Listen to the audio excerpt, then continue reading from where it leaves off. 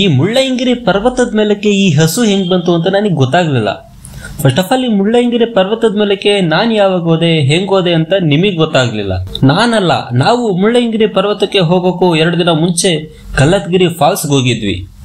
Cycle ತುಳ್ಳೋದು ಆರೋಗ್ಯಕ್ಕೂ ಒಳ್ಳೇದು, ಪರಿಸರಕ್ಕೂ ಒಳ್ಳೇದು. ಬೈಕು ಕಾರು ಹೊಟ್ಟೆ ಬರ್ಸೋದು, ಪ್ರಕೃತಿನ ಹಾಳು ಮಾಡೋದು.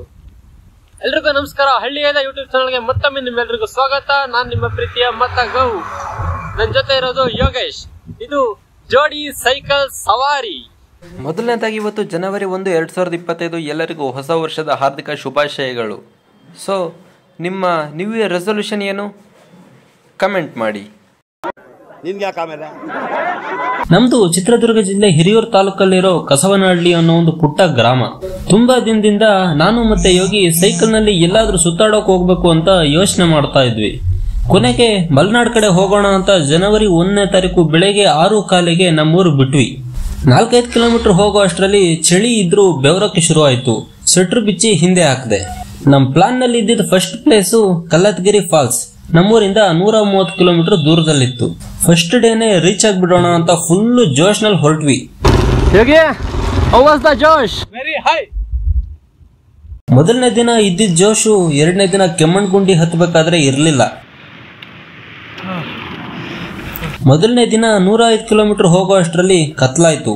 ಬೀರೂರಿನಲ್ಲಿ ಟೆಂಟ್ ಹಾಕೋಕು ಮುಂಚೆ ಬೀರೂರಿನಲ್ಲಿ ಯಾವ್ದೋ ಹೋಟ್ಲಲ್ಲಿ ಊಟ ಮಾಡ್ಬೇಕಾದ್ರೆ ಮಧ್ಯಾಹ್ನ ಹೊಸದುರ್ಗದಲ್ಲಿ ಊಟ ಮಾಡೋಕೆ ಯಾವ್ದೋ ಹೋಟ್ಲಿಗೆ ಹೋದಾಗ ಹೋಟೆಲ್ ಆಂಟಿ ನಮ್ಮನ್ನ ಜರ್ಕಿನ್ ಮಾರೋಕ್ ಬಂದಿರೋರು ಅಂತ ಅಂದ್ಕೊಂಡಿದ್ದು ನೆನಪಾಯ್ತು.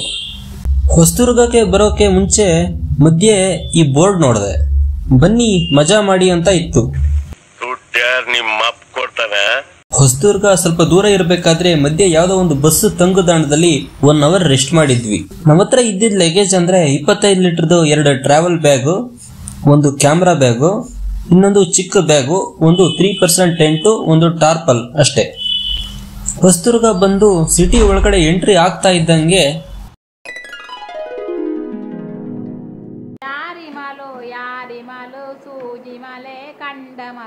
ರಾಮನಲ್ಲಿ ತೋಟದಲ್ಲಿ ಕಮ್ಮನಲ್ಲಿ ಹರಳಿದಲು. ಹೊಸದುರ್ಗ ಬಿಟ್ಟು ಅಜ್ಜಂಪುರದ ಕಡೆ ಹೊರಡೋ ಅಷ್ಟರಲ್ಲಿ ಮಧ್ಯಾಹ್ನ 2 ಗಂಟೆ ಆಗಿತ್ತು. ರಸ್ತೆ ಅಗಲ ಮಾಡೋಕೆ ಅಂತ ರಸ್ತೆ ಪಕ್ಕದಲ್ಲಿರೋ ಮರಗಳನ್ನ ಕಡ್ದಿರೋದನ್ನ ನೋಡಿ ತುಂಬಾ ಬೇಜಾರಾಯ್ತು. ಬೀರೂರು ತಲುಪೋ ಅಷ್ಟರಲ್ಲಿ ಪೂರ್ತಿ ಕತ್ಲಾಯ್ತು. ಊರ್ ಮಧ್ಯೆ ಯಾವ್ದೋ ಒಂದು ದೇವ್ರ ಕಟ್ಟೆ ಮೇಲೆ ಟೆಂಟ್ ಹಾಕೊಂಡು ಮಲ್ಕೊಂಡ್ವಿ. 2ನೇ ದಿನ ಬೆಳಿಗ್ಗೆ ಎದ್ದು ಲಗೇಜ್ ಎಲ್ಲ ಕಟ್ಕೊಂಡು ಲಿಂಗದಳ್ಳಿ ಕಡೆ ಹೊರಟ್ವಿ. ಮಧ್ಯೆ ಯಾವ್ದೋ ಊರಲ್ಲಿ ಒಂದು ನೀರಿನ ಟ್ಯಾಂಕ್ ಸಿಕ್ತು. ಹಲ್ಲುಚ್ಕೊಂಡು ಮುಖ ತೊಳ್ಕೊಂಡು ಲಿಂಗದಳ್ಳಿಗೆ ಹೋಗಿ ತಿಂಡಿ ತಿಂದ್ಕೊಂಡು ಕಲ್ಲತ್ಗಿರಿ ಫಾಲ್ಸ್ ಕಡೆ ಹೊರಟ ಮೇಲೆ ರಸ್ತೆ ಫುಲ್ ಅಪ್ ಸ್ಟಾರ್ಟ್ ಆಯ್ತು.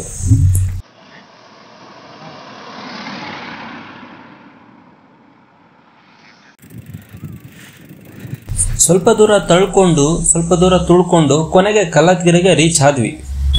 ಸೈಕಲ್ ಒಂದತ್ರ ನಿಲ್ಸಿ ಮೆಟ್ಲು ಇಳಿತಾ ಡೌನ್ಗೆ ಹೋದಾಗ ವೀರಭದ್ರೇಶ್ವರ ಸ್ವಾಮಿ ದೇವಸ್ಥಾನದ ಮುಂದೆನೆ ಹರಿತಾ ಇರೋ ಫಾಲ್ಸ್ ನೋಡಿದಾಗ 2019ರಲ್ಲಿ ಪ್ರವಾಹ ಆದಾಗ ಈ ಫಾಲ್ಸ್ ವಿಡಿಯೋ ನೋಡಿದ್ದು ನೆನಪಾಯ್ತು.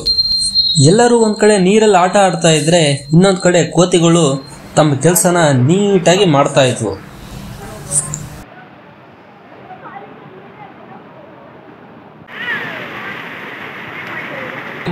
ಇಲ್ಲಿ ದೊಡ್ಡ ಬಂಡೆನ ಹೆಂಗೆ ಕೆತ್ತಿದ್ದಾರೆ ಅಂದ್ರೆ ದೇವರ ವಿಗ್ರಹಗಳ ಮೇಲಿಂದ ನೀರು ಬೀಳೋ ತರ ಕಾಣುತ್ತೆ.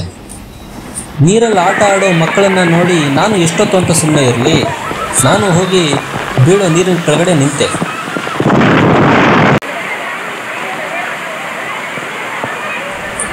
ಕೊನೆಗೆ ಯೋಗಿನೂ ಬಂದ. ನೀರು ಎಷ್ಟು ತಣ್ಣಗಿದ್ವು ಅಂದ್ರೆ ಆಮೇಲೆ ಫಾಲ್ಸ್ ಮುಂದೆ ಇರೋ ವೀರಭದ್ರೇಶ್ವರ ಸ್ವಾಮಿ ದರ್ಶನ ಮಾಡಿಕೊಂಡು ನೀರು ಇಷ್ಟೊಂದು ಕೋಲ್ಡ್ ಇದಾವಲ್ಲ, ಎಲ್ಲಿಂದ ಬರ್ತವೆ ನೋಡೋಣ ಅಂತ ಮೇಲೆ ಹೆಜ್ಜೆ ಹಾಕಿದ್ವಿ. ನೀರು ಬಂಡೆಗಳ ಮೇಲೆ ದಾರಿ ಮಾಡಿಕೊಂಡು ಬರ್ತಾ ಇದ್ವು.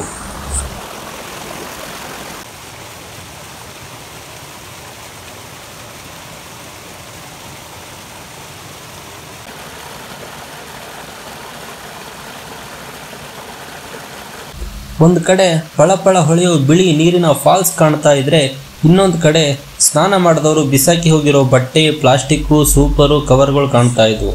ಈ ಕಲತ್ಗಿರಿ ಫಾಲ್ಸ್ ನೋಡಿಕೊಂಡು ಮತ್ತೆ ಈಗ ಕೆಮ್ಮಣ್ಣಗುಂಡಿ ಕಡೆ ಹೊರಟಿದ್ದೀವಿ. ಇಲ್ಲಿಂದ ಒಂದು 10-12 ಕಿಲೋಮೀಟ್ರ್ ಇದೆ. ಬನ್ನಿ ಹೋಗೋಣ. ಕೆಮ್ಮಣ್ಣಗುಂಡಿ ಬರ್ತಾ ಇದ್ದೀನಿ ತಡಿಯಪ್ಪ. ಸ್ವಲ್ಪ ದೂರ ಹೋದ್ಮೇಲೆ ಅಸಲಿ ಆಟ ಶುರುವಾಗಿದ್ದು. ಈಗ ಕೆಮ್ಮಣ್ಣಗುಂಡಿ 12 ಕಿಲೋಮೀಟರ್ ಐತೆ. ತಳ್ಳು ಐಸಾ, ಇನ್ನೂ ತಳ್ಳು ಐಸಾ. 12 ಕಿಲೋಮೀಟರ್ ತಳ್ಳದೆ ತಳ್ತಾ ಇರಬೇಕು.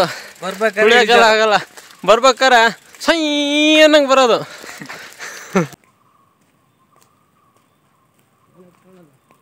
ಹಂಗೆ ಸೈಕಲ್ ತೊಳ್ಕೊಂಡು ಹೋಗ್ತಾ ಇರ್ಬೇಕಾದ್ರೆ ಯೋಗಿ ಸಡನ್ ಆಗಿ ಒಂದ್ಸಲ ನಿಂತ್ಕೊಂಡ್ಬಿಟ್ಟ.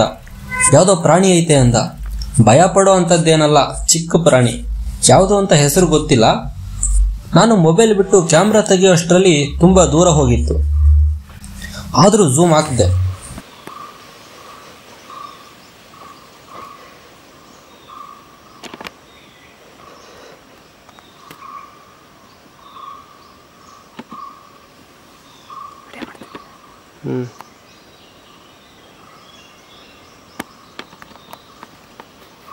ಹತ್ರಕ್ಕೆ ಹೋಗಲ್ಲ, ಅಲ್ಲಿ ಹೋಗೋದು.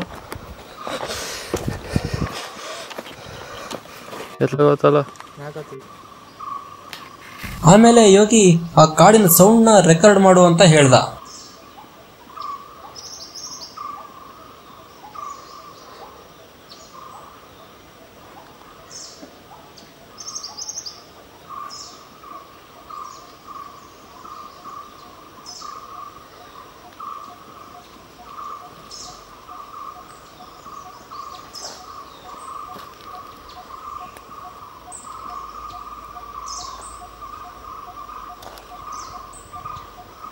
ಮತ್ತೆ ಸೈಕಲ್ ತುಳಿಯೋಕೆ ಶುರು ಮಾಡಿದ್ದೀವಿ.